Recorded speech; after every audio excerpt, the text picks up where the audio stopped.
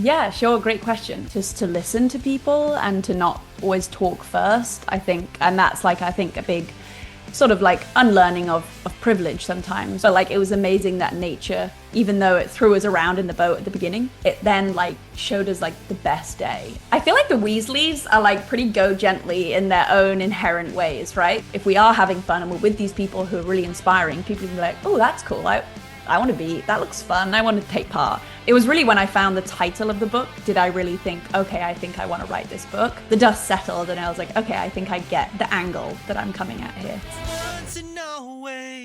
Hello, everyone, and welcome to another episode of Once and Always a Fanboy with me, your host, Chris Cantada Force. You probably know her as Ginny Weasley from Harry Potter, but off-screen, she has been carving out a new kind of magic, one rooted not in spells or wands, but in climate care, community, and conscious storytelling. She's an author and advocate, a filmmaker, and now the heart behind Go Gently, a beautifully intimate docu-series that invites us to reimagine our relationship with the planet, not through perfection, but through small intentional acts. So whether you grew up watching her in the wizarding world, or you're just now discovering the work she's doing in this one, I'm so excited to speak with my next guest. Fangirls and fanboys, Bonnie Wright!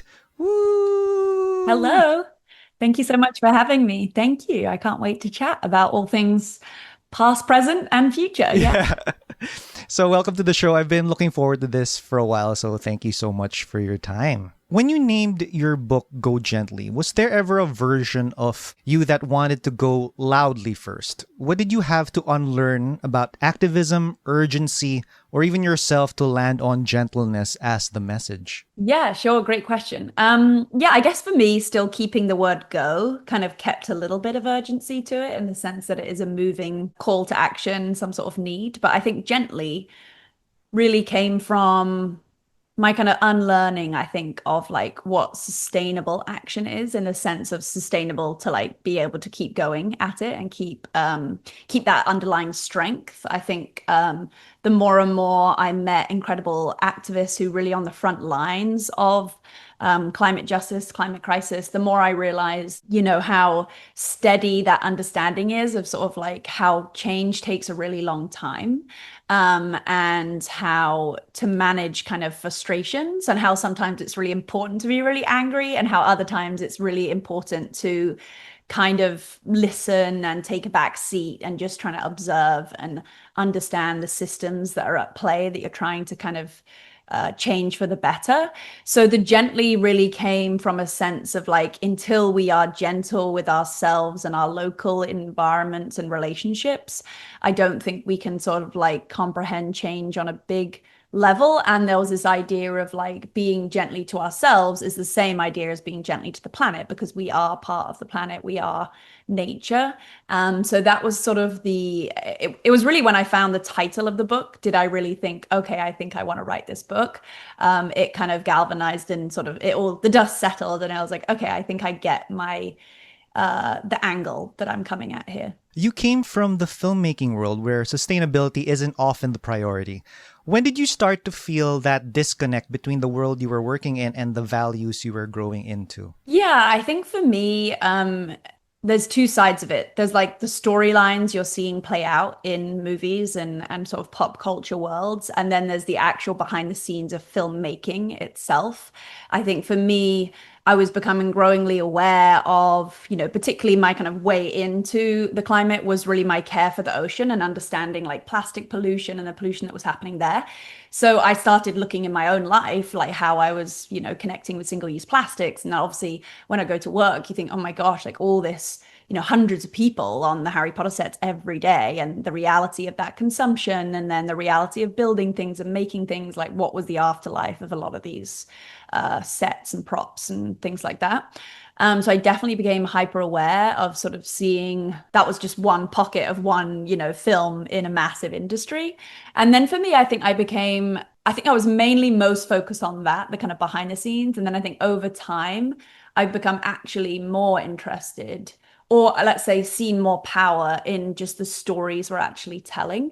I think I very much grew up in an era of like end of the world movies, which I'm a massive fan of. Like I love sci-fi dystopian films and that kind of extreme place that we could imagine humans like in their worst ways taking us to. But then I've been really interested in like, what if we had those amazing stories and we still played into those genres, but we showed humans still with some friction and great storylines, but we showed humans getting it right and not necessarily needing to be the center of the story, but just like the general day to day. Like imagine if we just saw characters in stories that were already inhabiting like good kind of day-to-day habits that were mindful to the planet. It doesn't need to be the storyline, but it's just like a normal state, newer status quo of like life. Or if you're looking at those more sort of sci-fi end of the world kind of stories, like what if we flip them on our head and we sort of show like this amazing future we could get to if we were doing kind of better. And I think for me, like young audiences kind of deserve those stories because they're growing up in a time where like the narrative is like things aren't good, like full stop, that's it. Whereas like, what if not? Like, we need to see this future we're all trying to like work towards so we can like have this like utopia, that we're kind of aiming towards. Your road trip with Patagonia is a mix of nature documentary and soul-searching buddy comedy. How did your contrasts inform the show's rhythm or emotional highs and lows? Yeah, I think it was important for Patty and I to make a show that obviously was about sort of championing climate stories and visiting people on our road trip who are doing great things around the climate in their local environment.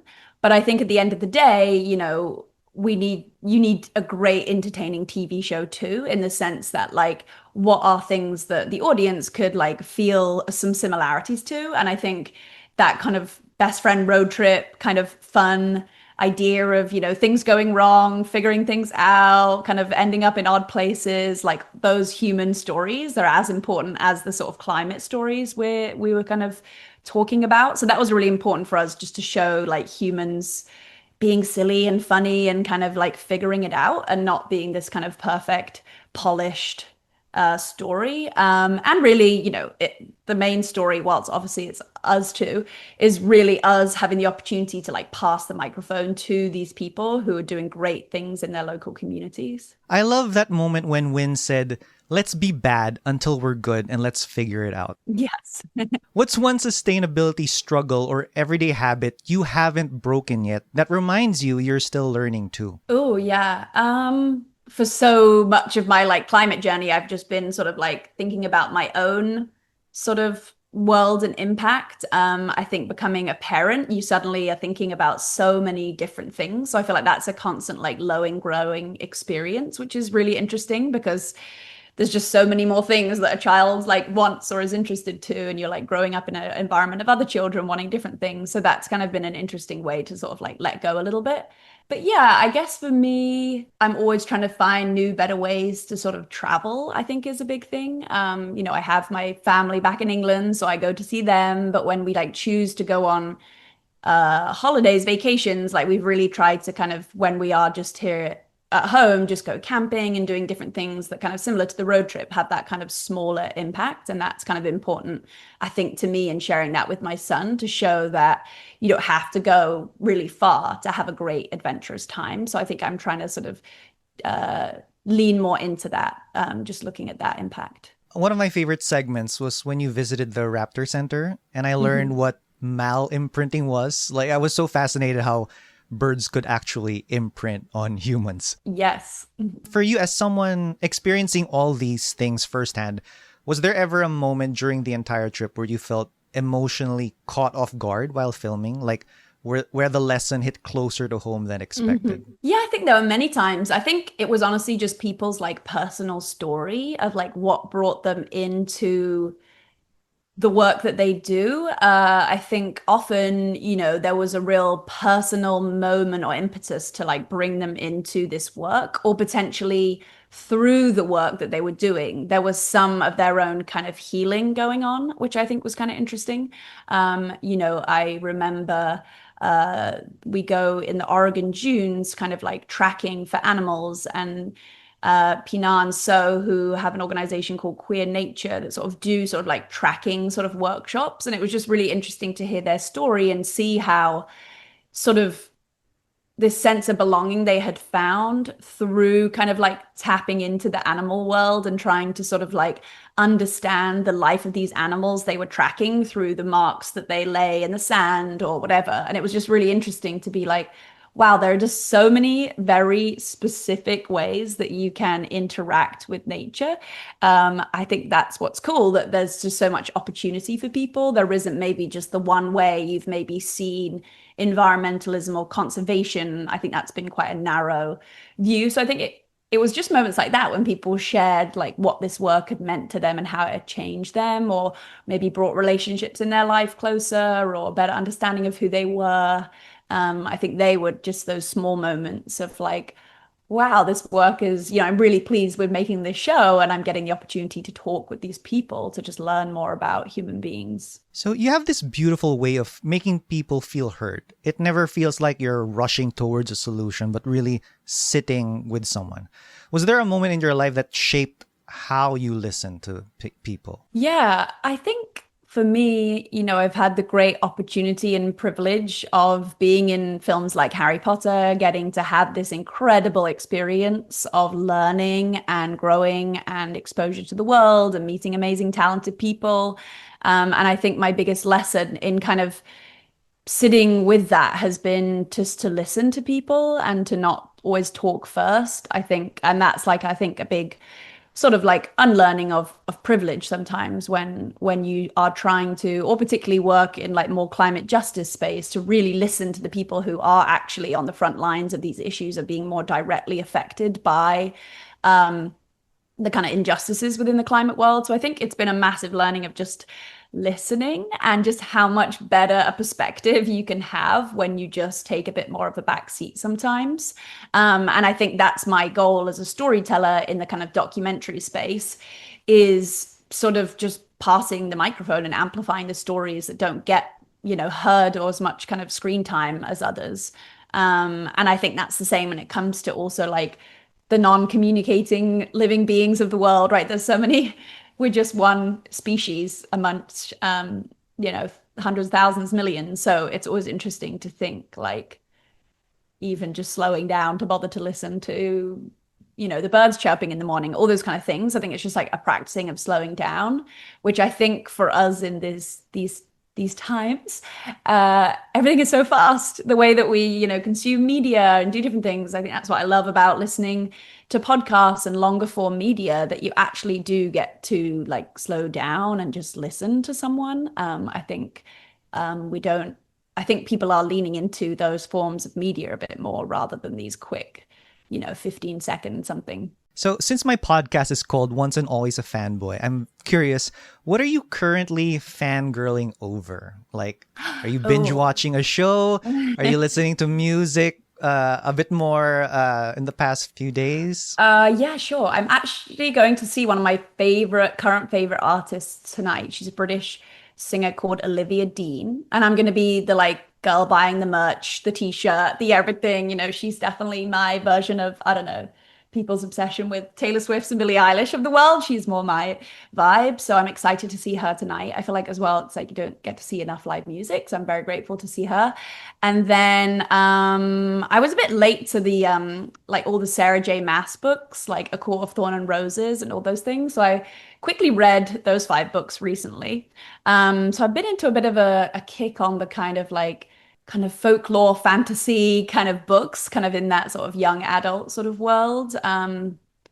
Yeah, I've kind of been reading the next like book project I'm trying to work on is a fiction book that I've been working on as an idea for like 8 years. It's been a long road, and I'm planning to sort of write it for like a YA audience, I think, or middle grade audience. So I've been doing a lot of kind of reading in that kind of genre and age range. I'm very excited for that. Yeah. If the go gently mindset had been part of your life during the Harry Potter years, what small climate-friendly habit do you think you might have tried to bring onto set, whether for yourself or even inspired by how Ginny might have approached it? Yeah, sure. I feel like Ginny would have done it in a very good, honest way. I don't think she would like scream about it, but she would just silently go and kind of like make stuff happen, which I kind of admire about Ginny's character. She's not necessarily like super extroverted, but she's very powerful and strong. Um, yeah, I think just small ways of like looking at the afterlife of different things, like how could we recycle better? What is the afterlife of these sets and costumes and different things? And like, are there ways to be more mindful in like the how we're sourcing the food that everyone eats? I mean, there was so much food cooked every day for everyone. Like, how can that be a little bit more conscious, I think? Or how was the studio's energy being powered and things like that? I mean, I imagine a lot of energy was being used in the massive sets that we were working on.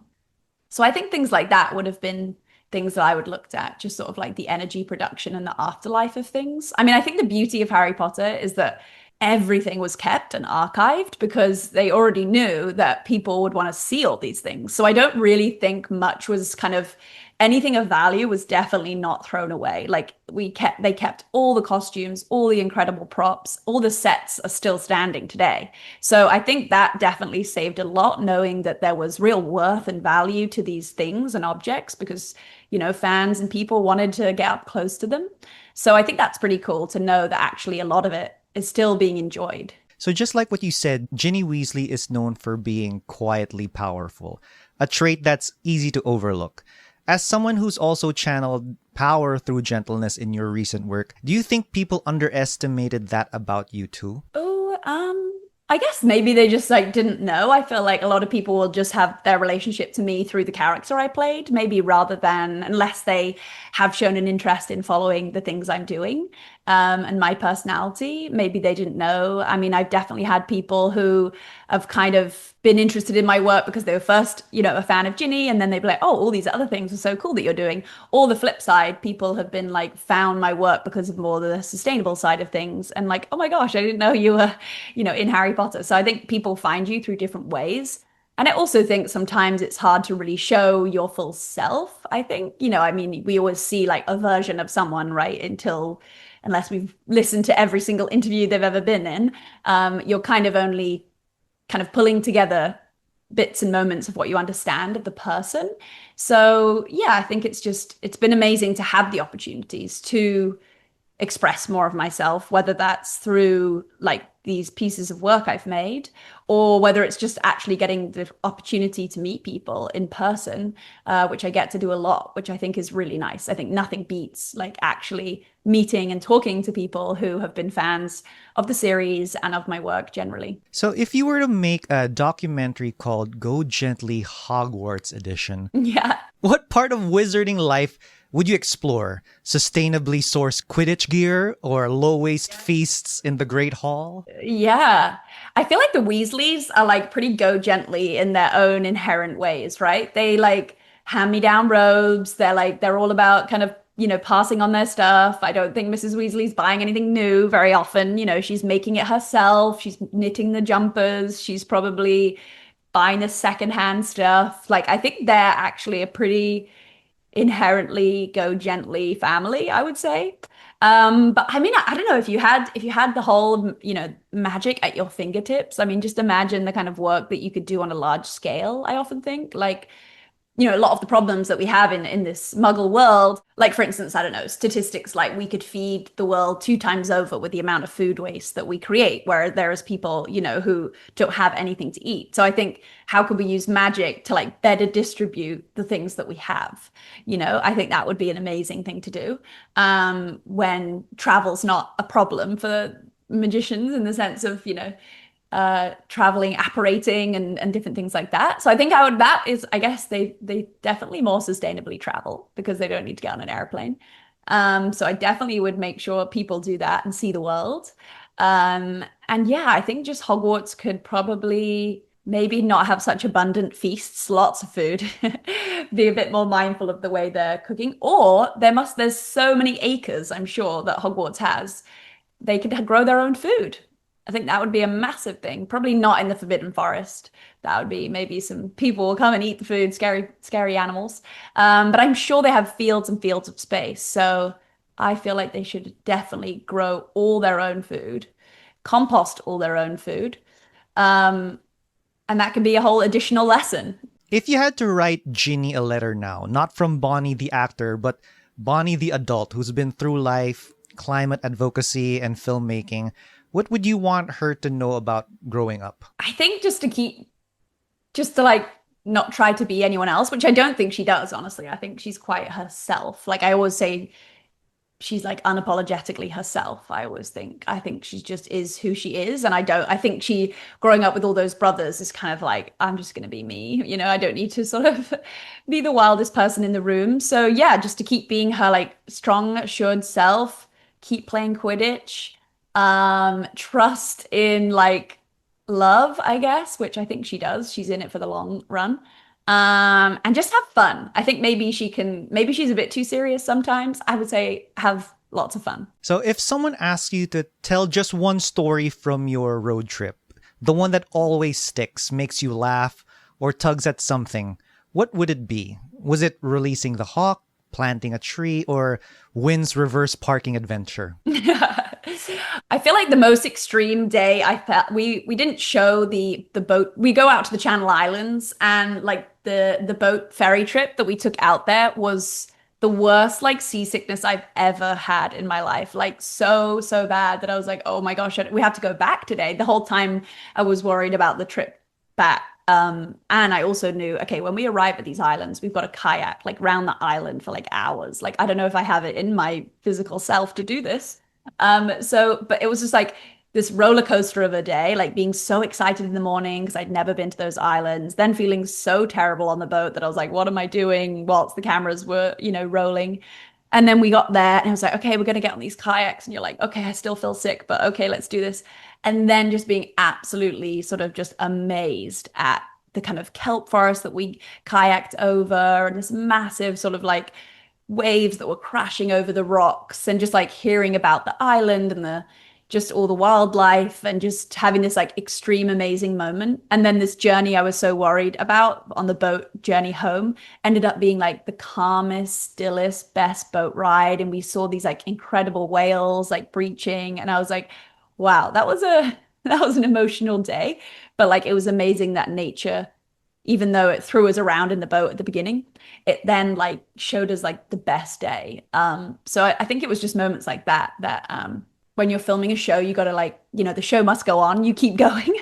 So it was very much one of those days where we kept going, but the day turned around and it was just a really unique experience. For influencers or content creators who care about the planet but don't necessarily want to talk about climate change publicly, maybe because they don't want to sound preachy or something, what's one thing they can quietly do behind the scenes that might still ripple out and inspire their followers in unexpected ways? Yeah, sure. I also think even if you do maybe want to integrate some of these stories into your content, I think I have learned that the most impactful, like inspiring way to do anything is just to like do something joyously rather than tell people something is bad or taking something out of your life. How can you actually put something into your life as like additional extra that's a climate kind of win?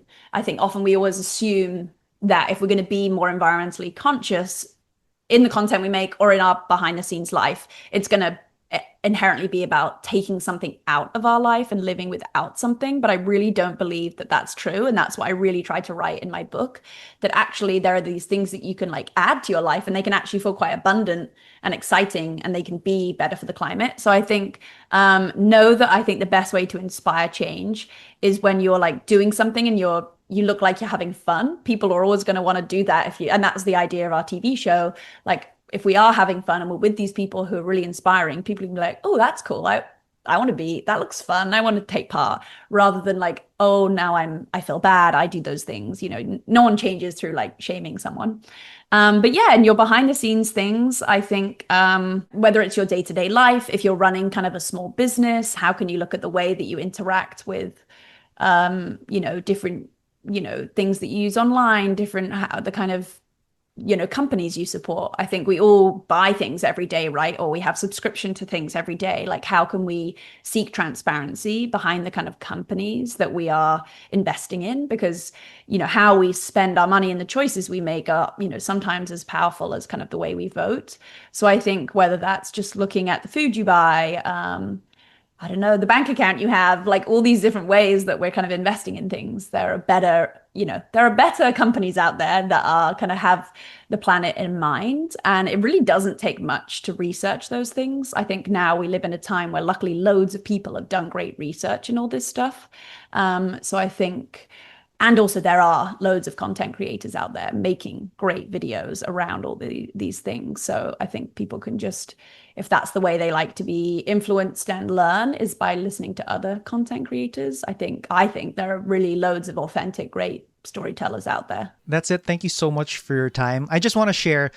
So when I was a kid, even until like high school, the books I read were only school books. Like it wasn't my thing at all. But one day in like third year high school, I picked up my sister's copy of The Sorcerer's Stone and I couldn't put it down. That time, I think 4 books were out already. So I went through them really straight. And that's how I got to reading for pleasure and not just in school. Needless to say, I love the movies. And so getting to speak with you today has been one of the highlights of my fanboy life. So thank you so much. I love that. Yeah, my older brother, Lewis, was who got me into Harry Potter books.